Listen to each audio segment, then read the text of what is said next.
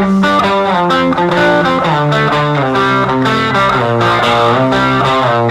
name is Mitchell Shirley, and today I'm going to teach you about the basics of golf. Golf was invented in the 15th century in Scotland and has been played ever since.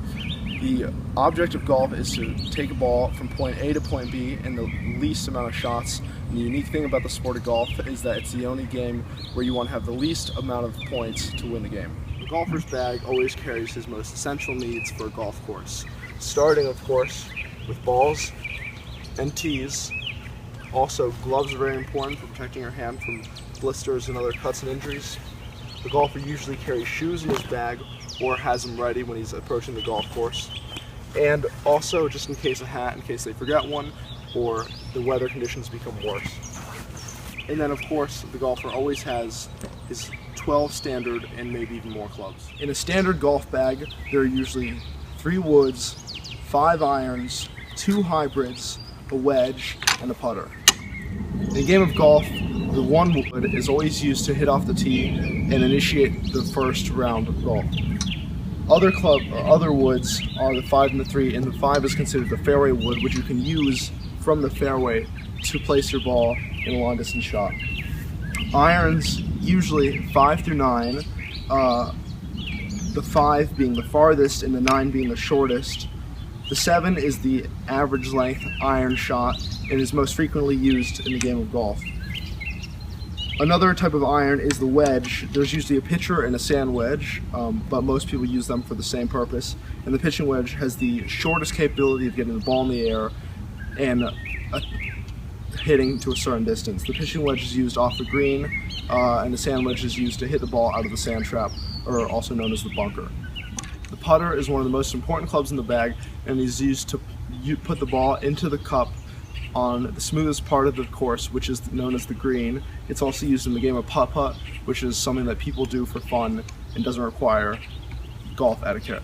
Now it's time to roll up our sleeves and learn how to play golf. At the first shot of every hole, the golfer is supposed to tee up the ball in the tee box about 2 centimeters off the ground. It's really up to the golfer, but it should be high enough so that the club does not hit the ground when taking the first shot. When adjusting the ball on the first hole, or on the first shot, the golfer must place the club so that the ball is off center, favoring the forward foot, and lean forward. Keep your legs steady so that when you swing, your feet don't move around too much. And there are 3 types of grips. There's standard grip, there's the interlock grip, and there's the double interlock. It's up to the golfer's preference, but I always use the single interlock, which is the pinky of the dominant hand and the index finger of the non-dominant hand interlocked together. And when approaching the ball and preparing to hit, keep my eye on the ball, keep the head down, back straight, and I take the club back just enough so I can see it out of the corner of my eye, and bring it around and rotate my wrists coming through the ball.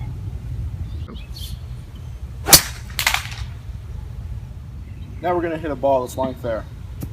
Now in golf, if a person sees other golfers ahead on the course, they'll yell 4 before they get ready to hit the ball. And when the golfer gets ready to hit the ball, it's really up to how he feels comfortable hitting. But for me, I always get far enough back so I can extend my arms fully when I bring my club back. And as I'm bringing them around, I rotate my wrists. I focus solely on rotating my wrists and hit the ball as far as I can. Because I hit the last shot so far and probably disturbed a couple neighbors, I'm just going to hit this one fairly lightly. Hitting with a wedge, the primary purpose of the wedge is to hit short range and the least powerful shots from either the sand trap or from the rough or from any location close to the green. Now in this case, our grass hasn't been mowed in a couple days, so we're going to pretend like this is a rough. When using the short range club, the golfer stands so that the ball is a little bit off center and that the feet are shoulder width apart, and so that when he hits the ball, he's hitting it to a specific target that's close by, and he first looks at the target so he knows where he's hitting and adjusts his feet and his aim into that direction. I'm aiming for that tree right there.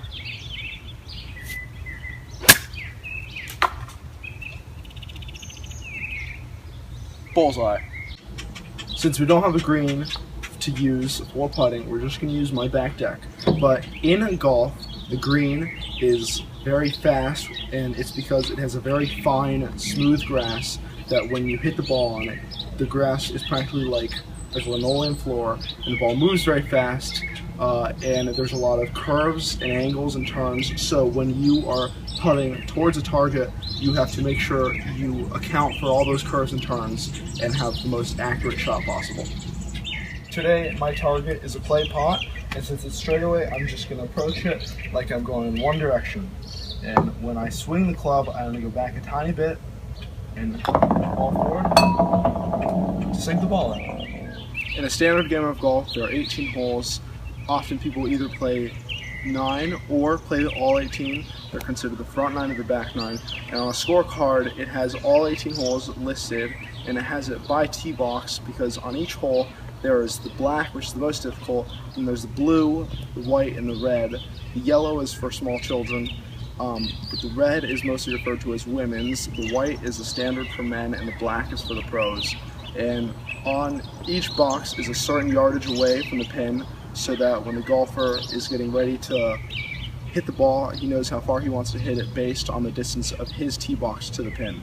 On a scorecard, you add up all the scores, and whatever par is, you put in your score, and if it's 1 under par, it's considered a birdie. If it's 2 under par, it's considered an eagle, and the highest par is usually a 5 or sometimes rarely a 6. The lowest par is generally 3, and on each course there's always 2 par 3s in an 18-hole course.